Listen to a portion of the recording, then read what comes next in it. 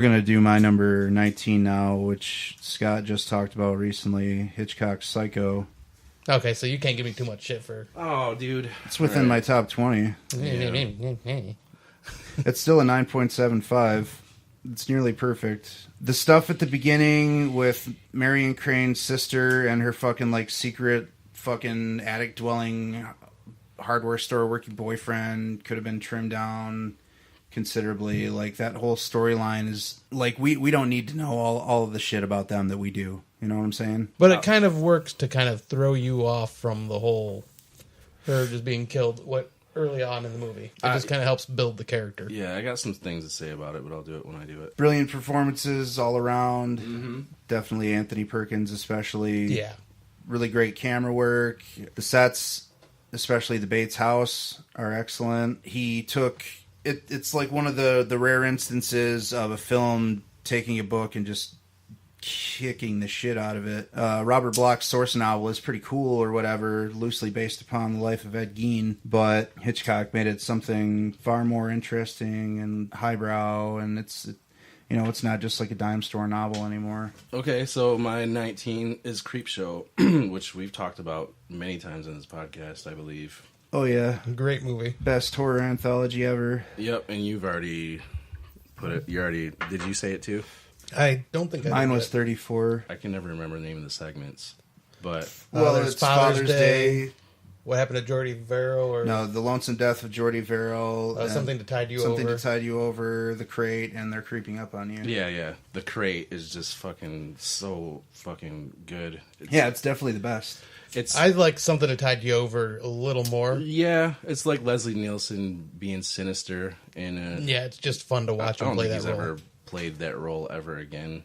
Like, I think the closest was, Day of the Animals? But it's Romero in his fucking Twilight era, if that's a term.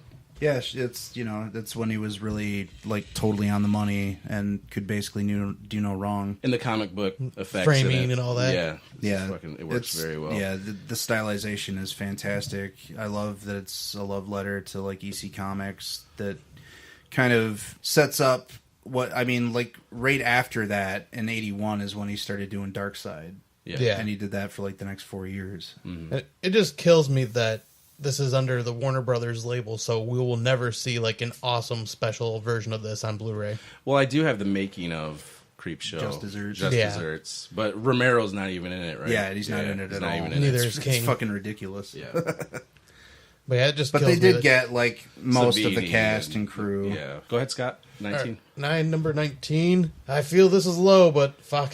Had a hard time. Butt fuck. Argento Suspiria. It's not too much lower than mine. It was my first introduction to Dario Argento. Me and too. I just absolutely love the Technicolor, just dreamlike nightmare quality that this movie has. Like Randy said, it's one of the best witch films. Not the best. No, it's not the best witch film.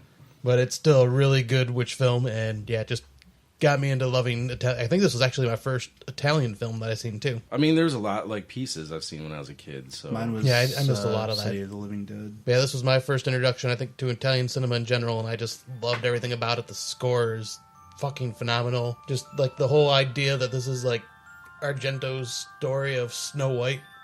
That was pretty interesting to find I like that what out. John Carpenter said. If you can find it, it was a Showtime thing called Masters of Horror before the fucking thing. Right. It was like an hour-long special. Was it that round table thing with like him? No. It was just like hosted by Bruce Campbell, and like all the horror directors were like talking about their favorite films. I like what John Carpenter says about Suspiria. He's like, you just turn off the lights, smoke a joint, and right away with the rain, you just know that you're in for a fucking dark ride.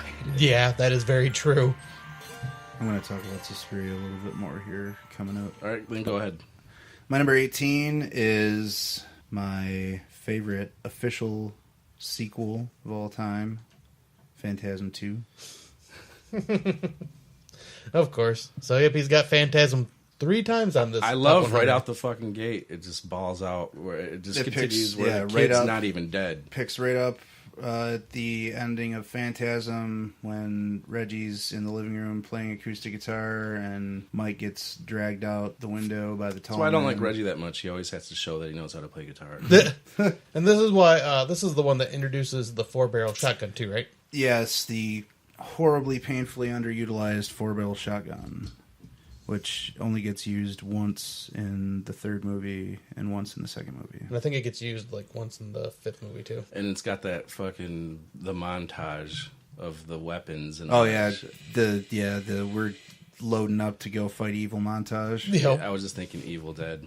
I was like, because I like that Sam Raimi style. There's effect. another thing right there. Fucking who did it better, Reggie or Ash with the montage for the weapons? I think that the Phantasm 2... Nope. Oh, yeah. Making the giant flamethrower and the 4-barreled shotgun. Making yourself a goddamn Okay, better armed weapons, chainsaw but weapon, Ash is in the fucking woods. and he's got a goddamn chainsaw for a fucking hand. Yeah, Yeah, the fuck? whatever. But yeah, The, Phantasm 2 is great. Yeah, the effects in it are awesome. A lot of them are like, I don't know, the one with the weird creature, tall man creature coming out of the girl's back. Oh yeah, that was fucking weird. That's really great. And when the tall man gets embalmed with acid and starts spitting his yellow blood all over the place. I thought it was like formaldehyde or something. Yeah, it was because it was Yeah. like They more. dumped a bunch of sulfuric acid. Oh into yeah, it, that's though. right. Yeah, yeah. See, the next sucker they try to embalm with this. Man, I'm excited because I just found out Shudder has all of the Phantasms out there, so I'm finally You gonna can be able to skip watch them all. Ravager. Well, I've watched Ravager with you guys. Now, Ravager's fun. Yeah, I liked it. It has a lot of flaws, I though. feel bad for you. Brad Pitt was originally supposed to be cast, Yeah. Oh yeah, I heard about that. but couldn't do it because of some kind of scheduling conflict or something. Coscarelli, of course, wanted to cast a Michael Baldwin in the role, but being that it was a studio film, they insisted on at least one Hollywood actor being involved, someone SAG or whatever. So they got that feller. It introduces more story and some more of the cool Phantasm Universe characters, the Lurkers, the guys that kind of look like Harry Warden with like the jumpsuits and the goggles and the breathing masks and shit. You get the introduction of the cool gold sphere. Yeah, the gold sentinel sphere. It, you know, every Phantasm story furthers, or every Phantasm sequel furthers the story like a little bit, but the really big jumps are made in like number 4. This one was like kind of gearing toward something bigger that never really took off. They wanted it to be like apocalyptic way sooner, but they could just never get the budget for it. Kind of like Romero's problems with Day of the Dead. Yeah. They did pretty well with what they had, though. Like, they're basically... Need more energy, bro. Come on. I don't know, they're showing the... You're talking about your favorite sequel of all like time the and your slow, favorite franchise. You the should be slow excited. deterioration of, what is it, Oregon that they're in, I think? I'm not sure. It's either Oregon or Washington State. They're just, you know, they're moving down the coast trying to follow the tall man. And I'm a sucker for, like, dead towns and ghost towns. Yeah, and me too. Their stop in Perigord is really cool. Dead town, everything's decayed and boarded up, and everyone's gone except for what the tall man left for him to deal with. I rewatched this like 2 months ago, and I don't ever fall for jump scares. But it got me right in the beginning when out of the closet, the kid right in the beginning. Oh, when the dwarf jumps out of the closet. yeah, at that him, got me. I was like, oh shit. when he's looking for ammo. Yeah. It has probably my favorite line in the whole franchise, which a variation of ended up on It the was cutting on our room podcast. floor. Yeah, okay. Yeah, What? it was on our podcast. Oh, yeah, we used it in the intro. Before. Oh, we do it on this one. Yeah. Our current intro. The original version of it was, you think when you die you go to heaven, you come to us, or Yep. it's pretty great. The scene where the priest gets like hanged by his own rosary is just, I love it. I wish that the gore would have been All a right, little. so my fucking dude, you're gonna go on Phantasm when you get to it. It's gonna take a half hour. My favorite Fulci film, and the last one obviously on my list, but Zombie 1979, and I don't understand the hate for saying that I like it better than The Beyond and City of the Living Dead. It's I don't the know, most it's acceptable. It's the most coherent plot that I can think of. Yeah, Fulci. that It's is so very true. It's like simple. Like there's no confusion. There's like what the fuck. 3 great gore gags, infamous. So and the fucking zombies. Look, if I look, I think this is my second favorite zombie movie in my list. No, like my third, But yeah, Zombie is awesome. 4th. It's my 4th favorite. So many iconic scenes. I don't know. You don't agree at all. That it's Fulci's best? Yeah, like it's not even. It's close. an accept. No, I mean, I would have to like really think about.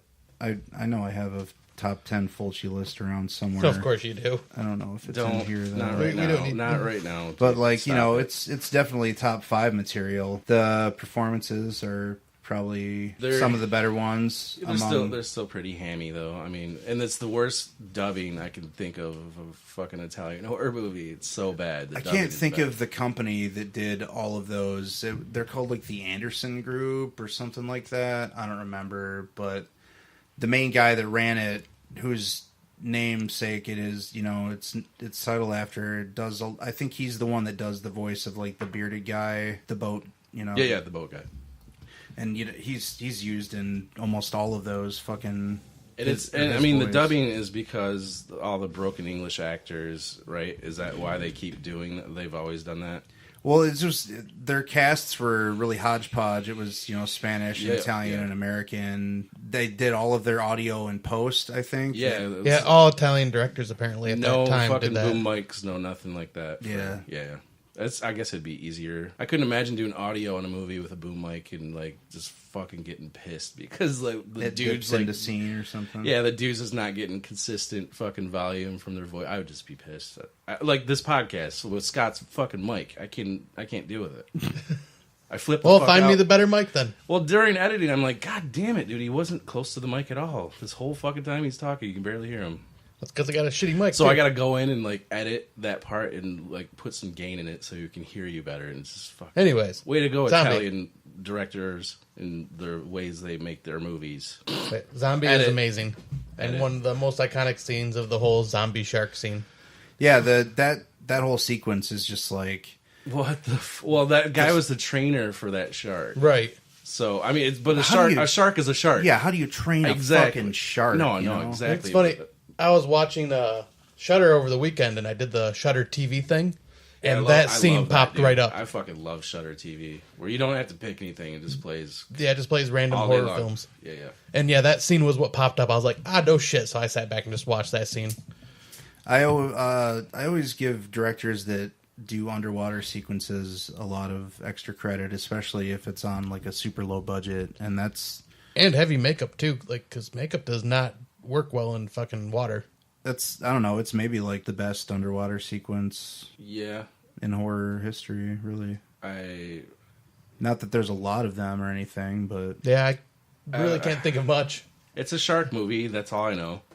Whatever it is. Right. There's no other zombies underwater fighting. Jason Lives has a really good underwater sequence at the end. This could definitely be in the top 3 best underwater sequences for sure. Because there's not many. Awesome. But... Let's do a top 25 underwater movies. Yeah. All right, go ahead, Scott. All right, what are we on, number 18? 18? All right, so we just talked about this one recently. Sleepaway Camp 2, Unhappy Campers. That's your favorite one, too. It's my favorite one, and it's my 4th favorite slasher. Yeah, it's really good. I have a blast with this one. There shouldn't be much I can talk about. We already went through detail with this one. It gets extra points for being very metal. Yes, it does. And like having like Death Angel and Flotsam and Jetsam stuff hanging about. Oh, yeah, we did talk about this not too long ago. Yeah, it was like 2 episodes ago. And the slasher part 2 or I totally forgot we just did this movie. Slashed harder. Number 17, Scott just talked about it again. Argento's Suspiria, highly influential.